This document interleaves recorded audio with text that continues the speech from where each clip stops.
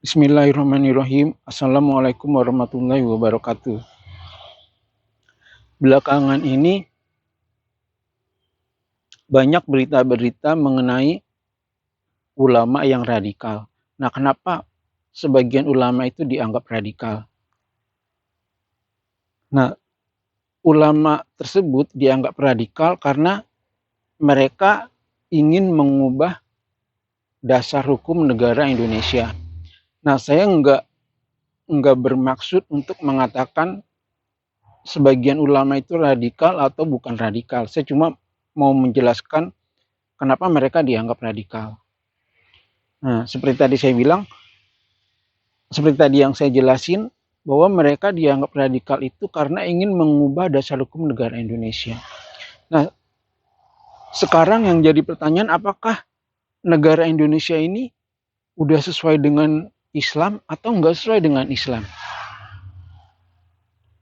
Nah, ulama yang dianggap radikal itu menganggap bahwa nggak sesuai dengan agama Islam dengan alasan karena kekuasaan berada di tangan rakyat, sehingga penentuan halal dan haram itu ada pada rakyat, bukan pada Allah. Gitu. Nah, sekarang apakah pendapat mereka itu benar secara agama Islam? Nah, poin pertama, dalam agama Islam, Allah itu menjadikan manusia sebagai khalifah dan Al-Quran sebagai petunjuk atau pedoman atau pemimpin. Jadi jangan dibalik. Al-Quran menjadi penguasa, manusia sebagai petunjuk. Maka itu jadi keliru. Nah, jadi yang benar adalah manusia sebagai penguasa atau khalifah, Al-Quran atau agama sebagai petunjuk. Dalilnya apa? Dalilnya sebagai berikut. Surat An-Naml ayat 62, Allah berfirman, yang artinya, dan dialah yang menjadikan kalian manusia sebagai khalifah di bumi. Nah, itu dalilnya, bahwa manusia menjadi khalifah. Nah, kemudian dalil bahwa Al-Quran itu menjadi sebagai petunjuk, yaitu sebagai berikut. Al-Baqarah ayat 2. Kitab Al-Quran ini tidak ada keraguan padanya, petunjuk bagi mereka yang bertakwa. Nah, jadi udah jelas di sini bahwa manusia sebagai khalifah atau penguasa. Nah, ini sejalan dengan negara demokrasi. Kenapa? Karena dalam negara demokrasi itu manusia atau rakyat sebagai penguasa. Kekuasaan ada di tangan rakyat. Ini berarti udah sejalan dengan Al-Quran. Itu poin pertama. Poin yang kedua, apakah dalam negara demokrasi hukum halal dan haram itu ditentukan oleh manusia, bukan ditentukan oleh Allah? Nah, dalam negara demokrasi yang mana umat Islam dibolehkan untuk menjalankan agamanya, maka itu udah berlaku hukum Allah di situ. Penentuan halal dan haramnya itu kan hanya terbatas untuk umat Islam. Jadi Allah menentukan halal dan haramnya sesuatu itu hanya membuat orang Islam. Sedangkan buat orang kafir nggak ditentukan halal dan haramnya. Nah, jadi kalau negara udah memberikan kebebasan bagi umat Islam untuk menjalankan agamanya sesuai dengan agamanya, maka hukum Allah udah berlaku di situ. Umpama puasa, zakat. Nah, hukum Allah udah diberlakukan di situ. Jadi penentuan halal dan haramnya tetap ada pada Allah, tapi cuma berlaku buat orang Islam. Nah, jadi kalau dalam negara demokrasi dikatakan bahwa penentuan halal dan haramnya itu ada pada manusia, itu nggak benar.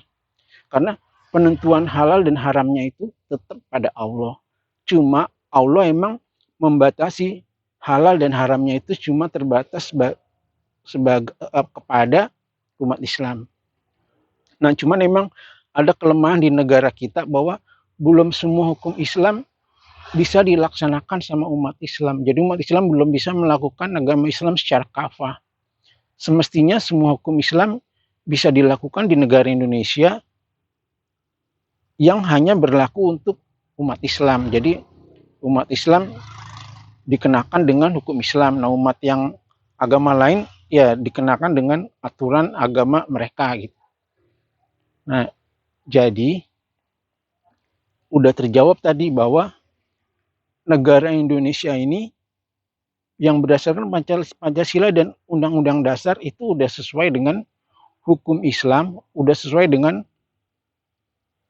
Al-Quran dan Hadis, hanya belum sempurna yaitu karena belum semua hukum Islam bisa diterapkan di Indonesia untuk umat Islam. Nah itu. Nah terus sekarang, apakah manusia itu diperbolehkan oleh Allah untuk membuat peraturan-peraturan dalam bermasyarakat dan bernegara? Itu jawabannya boleh. Kenapa? Apa dasarnya? Karena Nabi dulu juga mencontohkan hal itu. Nabi itu melakukan perjanjian Hudaybiyah dengan orang kafir. Nah itu kan dalam bermasyarakat dan bernegara. Hukum perjanjian Hudaybiyah itu dibuat bukan cuma oleh Nabi tapi juga bersama orang kafir. Karena itu menyangkut kedua belah pihak, menyangkut orang muslim dan juga menyangkut orang kafir.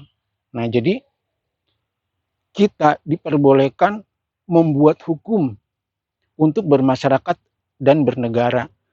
Tapi kita nggak boleh membuat hukum dalam agama atau merubah hukum-hukum agama, nggak boleh. Tapi kalau untuk hukum bermasyarakat dan bernegara itu boleh. Misalnya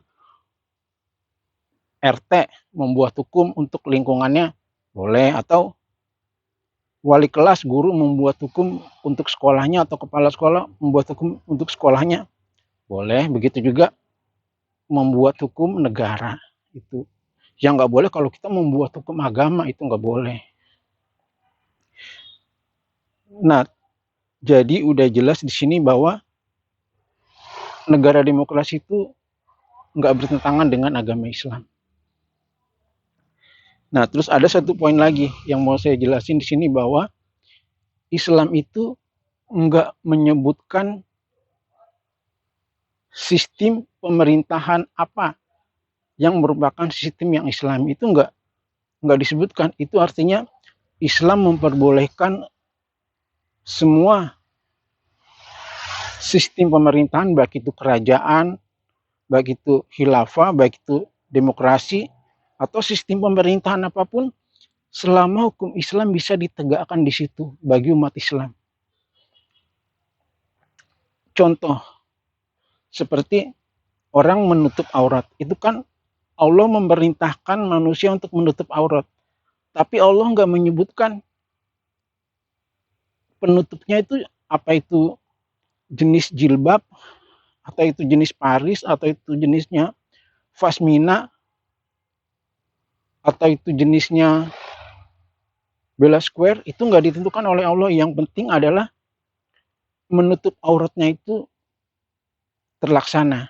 Nah begitu juga dalam sistem pemerintahan, itu nggak ditentukan jenis pemerintahannya, tapi yang penting hukum Islam bisa terlaksana di negara tersebut. Begitu aja. Wassalamualaikum warahmatullahi wabarakatuh.